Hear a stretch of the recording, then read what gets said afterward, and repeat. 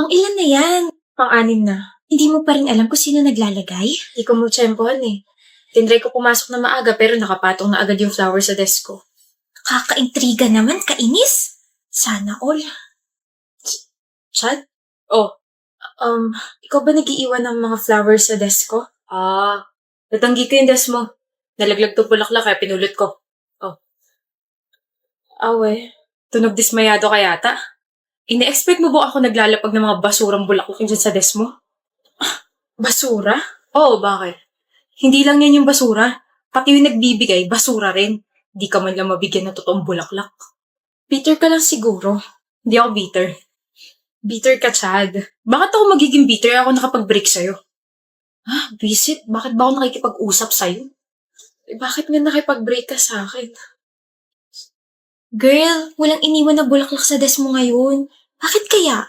Obligado ba yung taong yun na mag-iwan? Oo, hindi man lang pinaabot sa Valentine's. Ay, nabitin kilig ko. Olivia, pupunta kaming mall. Sama ka? No, may pupuntahan ako eh. Sino kaya yan? Tao po. Tao po. Ano ba yun? Chad, ginagawa mo rito. Absent ka kasi. O ano naman sa'yo? Ngayon ka lang umabsent so I got worried. Ay, mas ka na. Well, hindi ako aalis hanggat hindi mo inaaman na ikaw talaga yung naglalapag ng mga bulaklak sa desk ko.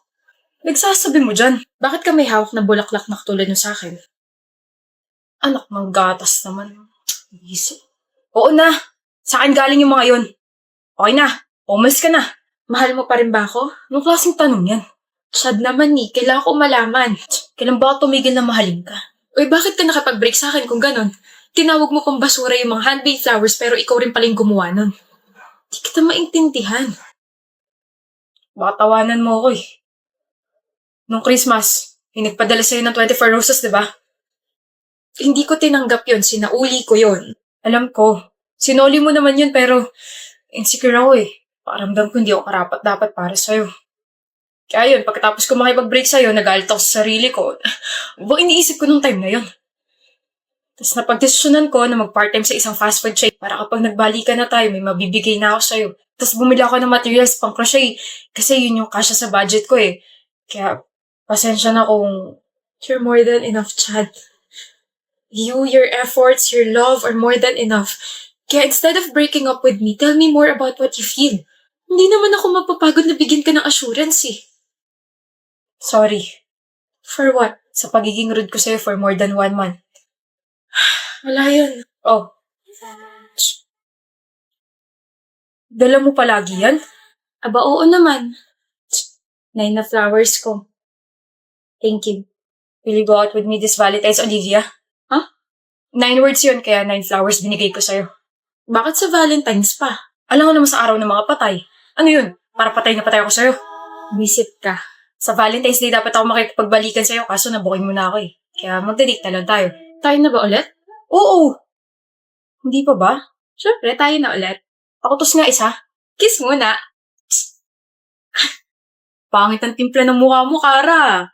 Halatang stress ka nang malampasan ako sa ranking, ha?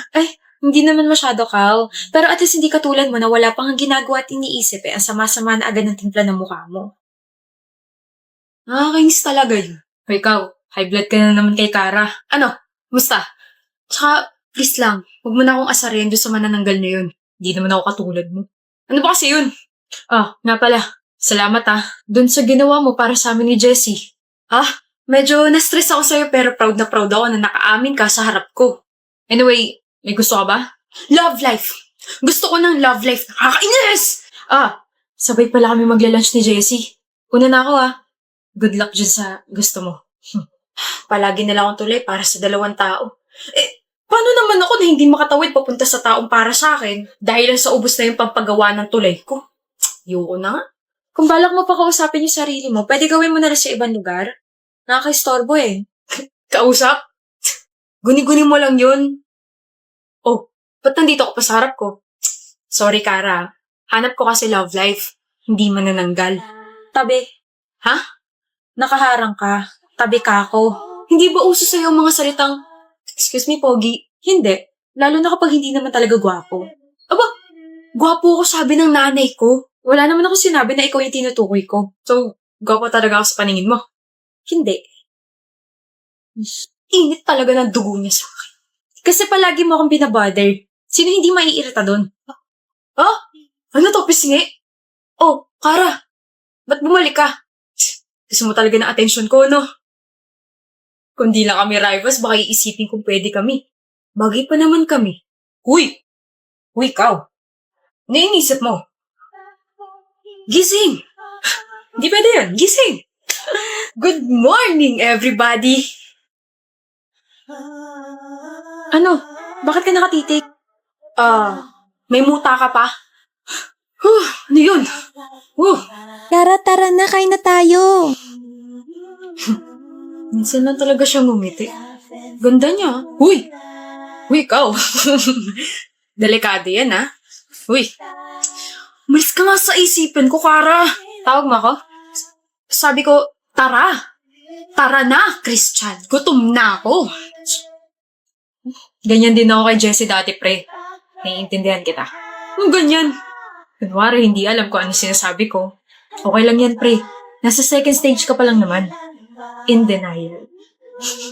Ewan ko sa'yo. Tignan mo nga naman, no?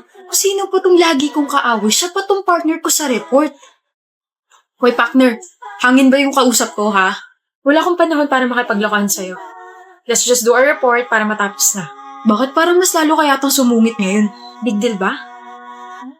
Hindi naman. Then shut up and bigyan na lang natin ng gagawin ng isa't isa. Magkita tayo sa Sunday. And always reply to my messages. Okay? Bawat araw talagang lumilipas, lalo siya sumusungit. Ay, di ako late. Pogi ko, no?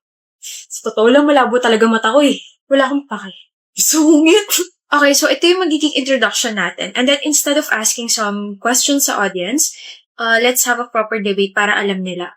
Nakikinig ka ba? Kung hindi, pwede ka nang umalis. Galit ka ba sa akin? We have to finish our report. Bakit feeling ko mas galit ka sa akin ngayon, Kara? Oh, please. Alam ko namang rivals tayo, pero iba eh. Sino may sabing rivals tayo? Hindi ba? Di ba yun naman yung gusto natin para intense yung labanan sa ACADS? Gusto mo yon. Pero ako, hindi ko gustong rivals tayo. Kara, gusto ko maging tayo. Janela, kain ko. Saksak mo na lang yun sa baga mo. I bought this for you. At wala akong pakialam. Akin na lang, Cairo. Kung ayaw ni Janela, akin na lang. Okay lang, diba? Yep, okay lang.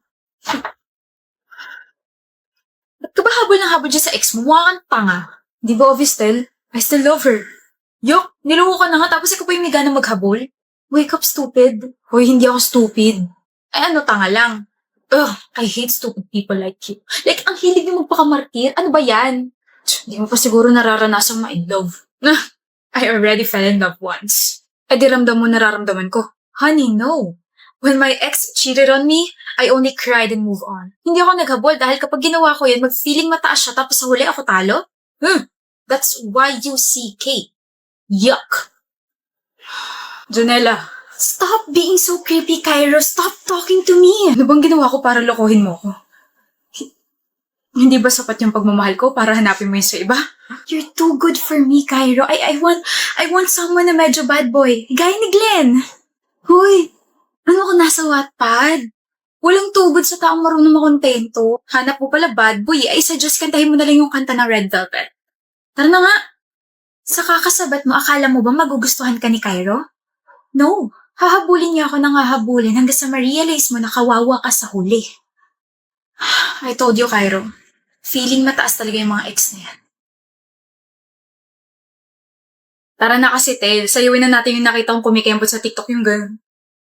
So, pak, gusto mo? Sus, nakita kita, pinapractice mo yun eh. Kulang ka na naman sa tulog. Kung ano-ano na naman yung nakikita mo. Cairo. Bakit Janela? Usap tayo. Tungkol? Tungkol sa ating dalawa. Pwede bang umalis ka muna? Ask properly, Janela. Di niya kaya yan. Nagsiselos eh. Sige, dun muna ako. Nagbago ka na. Tingin ko nga. I feel very happy this past few weeks.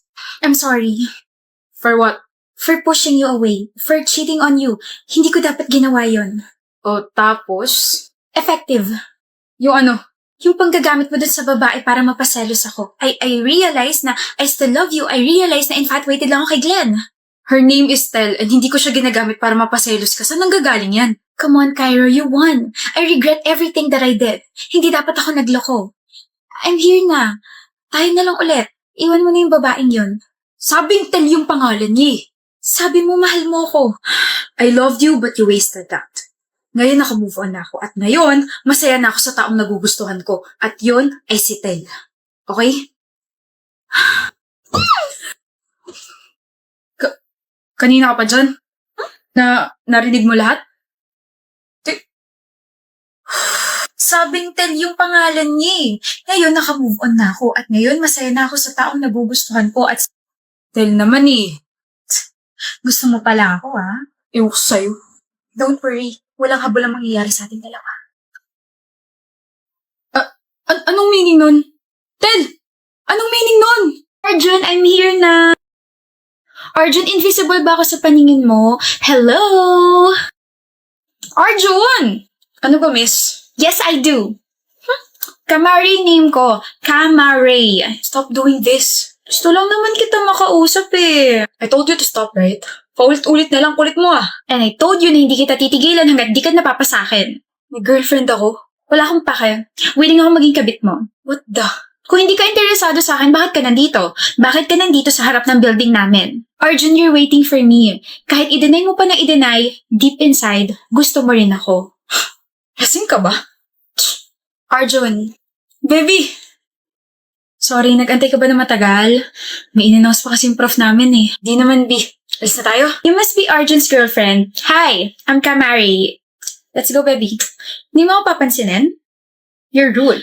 Arjun, yan ba yung mga tipo mo? Nasaan na yun? Siya ba yun? Yung nakwento mo? Yung hindi ka tinitigilan kahit alam na may girlfriend ka na?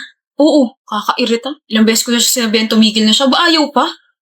Willing pa raw siya maging kabit. May kilabutan ako. Baby, you know me. Maiksi yung pasensya ko kapag inaagrabyado tayo. Yung mga mata ko, nandidilim, parang ganito.